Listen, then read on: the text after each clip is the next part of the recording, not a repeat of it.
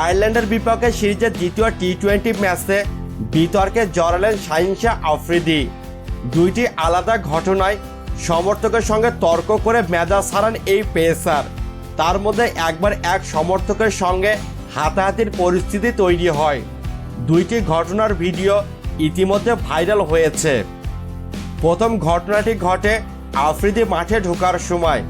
দুই পাশে দাঁড়িয়ে থাকা সমর্থকদের মধ্যে একজন আফ্রিদিকে উদ্দেশ্য করে কিছু বলেন।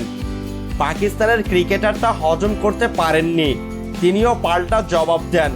ঠিক কী কথাবার্তা হয়েছে তা বোঝা যায়নি, তবে আফ্রিদির আচরণ দেখে মনে হয়েছে তাকে ব্যক্তিগত আক্রমণ করা হয়েছে এবং বাজে শব্দ ব্যবহার করা হয়েছে।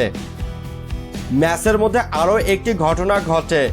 এবার দর্শক সারিতে বসে থাকা এক আফগান সমর্থক আফ্রিদির উদ্দেশ্যে খারাপ কথা বলেন। সঙ্গে সঙ্গে তিনি ওই সমর্থককে চিহ্নিত করে দেন। নিরাপত্তা কর্মীরা এসে তখনই ওই সমর্থককে সরিয়ে নিয়ে যান।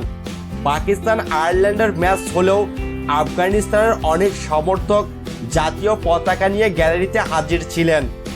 রোববার ম্যাচটি জিতে সিরিজে সমতা ফিরিয়েছে পাকিস্তান। আফ্রিদি নিজেও একটি রেকর্ড গড়েছেন।